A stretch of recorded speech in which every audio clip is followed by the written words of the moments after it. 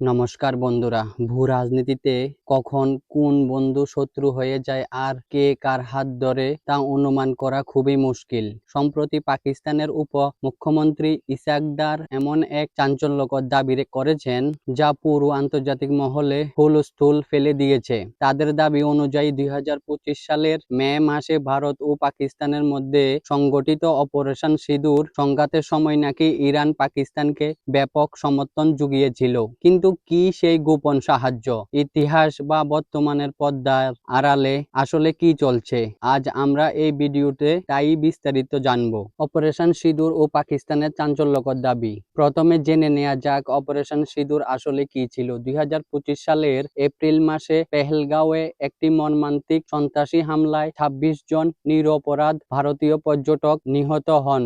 এর ঠিক প্রতিশোধ নিতে ভারতের পক্ষ 2025 সালের মে মাসের 6 থেকে 7 তারিখে পাকিস্তান ভিত্তিক জঙ্গি অবকাঠামো লক্ষ্য করে মিসাইল হামলা চালানো হয়, যার নাম দেওয়া হয়েছিল অপারেশন সিঁদুর। এই সংঘাত দ্রুত দুই দেশের মধ্যে এক বড় সামরিক সংঘাতে রূপ নেয়, যা চলেছিল 10 মে পর্যন্ত। ঠিক ওই সময় পাকিস্তানের দাবি ইরান নাকি তাদের বিশাল সাহায্য করেছে। যদিও ঠিক কি ধরনের সাহায্য করেছে, গোয়েন্দা তথ্য, রসদ নাকি সরাসরি সামরিক সাহায্য, তা পাকিস্তান পরিষ্কার করেনি। কিন্তু কেন ইরান এই নিয়ে মুখে কুলুপ এঁটেছে? কারণটা হলো ইরানের সঙ্গে ভারতের গভীর অর্থনৈতিক সম্পর্ক, বিশেষ করে চাহাবার বন্দর প্রজেক্টে ভারতের কোটি কোটি ডলারের বিনিয়োগ। ইরান যদি পাকিস্তানের পক্ষ নেওয়ার কথা স্বীকার করে, তবে ভারতের সঙ্গে তাদের সম্পর্ক ফাটল ধরতে পারে। তবে পাকিস্তানের এই দাবি একেবারে অমূলক নয়। ইতিহাস ঘাটলে দেখা যায় অতীতেও ভারত পাকিস্তানের সংঘাতে, বিশেষ করে 1965 সাল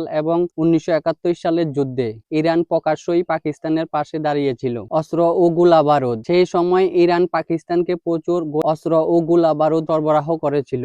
জ্বালানি সাহায্য, অত্যন্ত কম মূল্যে পাকিস্তানকে তেল দিয়ে সাহায্য করেছিল তেহরান। ছদ্মবেশে অস্ত্র সরবরাহ, এমনকি অন্য দেশ থেকে অস্ত্র এনে পাকিস্তানকে দেওয়ার ক্ষেত্রে ইরান একজন ডিলার বা মধ্যস্থকারীর ভূমিকা পালন করেছিল। সবচেয়ে বড় চমকপ্রদ ঘটনা ঘটেছিল 1971 সালে। যুদ্ধের সময় পাকিস্তানের বিমান বাহিনীকে ভারতীয় বিমান বাহিনীর হামলা থেকে বাঁচাতে তাদের যুদ্ধ বিমানগুলো ইরানের বিমান ঘাঁটিতে লুকিয়ে রাখা হয়েছিল। আর অবাক করার বিষয় হলো, সম্প্রতি 2026 সালের মার্কিন বোমা হামলার সময় নাকি ইরানও ঠিক এই রকম কায়দায় পাকিস্তানের নূর খান বিমান ঘাঁটি ব্যবহার করে নিজেদের যুদ্ধ বিমানগুলি রক্ষা করেছে। যদিও পাকিস্তান ও ইরান উভয় দেশেই সরকারিভাবে এই তথ্যগুলি সবসময় অস্বীকার করে আসছে, তবে স্যাটেলাইট ইমেজ এবং গোয়েন্দা রিপোর্টগুলো অন্য কথাই বলছে।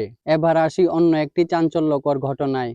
অপারেশন সিঁদুর চলাকালীন পাকিস্তান সেনাবাহিনীতে পুলিশ ড্রোন ব্যবহারের কিছু খবর সামনে আসে। পোল্যান্ড সরকার অবশ্য সাফ জানিয়ে দিয়েছে যে তারা সরাসরি কোনো সামরিক সাহায্য করছে না। তাদের ধারণা পাকিস্তান আন্তর্জাতিক বাণিজ্যিক বাজার থেকে এই ড্রোনগুলো কিনে থাকতে পারে এবং যুদ্ধের ময়দানে শত্রুকে বিভ্রান্ত করতে এগুলোকে কেবল ডেকই বা ফাঁদ হিসেবে ব্যবহার করে। কিন্তু পাকিস্তানের সঙ্গে পোল্যান্ডের সম্পর্ক আজকের নয়, এর শেকড় অনেক গভীরে। 1947 সালে পাকিস্তান স্বাধীনতার পর তাদের নতুন বিমান বাহিনীকে প্রশিক্ষণ দেওয়ার জন্য ইউরোপ থেকে দক্ষ পাইলটের খোঁজ হয়েছিল। তখনই পোল্যান্ড থেকে একদল বিশেষজ্ঞ পাকিস্তানে আসেন, WJM টিউরি। এদের মধ্যে সবচেয়ে গুরুত্বপূর্ণ নাম ছিলেন পোলিশ বিজ্ঞানী ও এরোনটিক্যাল ইঞ্জিনিয়ার ভ্লাদিস্লাভ টিউরোভিচ। তিনি পাকিস্তানের বিমান বাহিনী গঠনে, মিসাইল ও রকেট প্রোগ্রাম তৈরিতে এবং 1966 থেকে 1970 সাল পর্যন্ত পাকিস্তানের মহাকাশ গবেষণা সংস্থা সুপারকুর প্রধান হিসেবে দায়িত্ব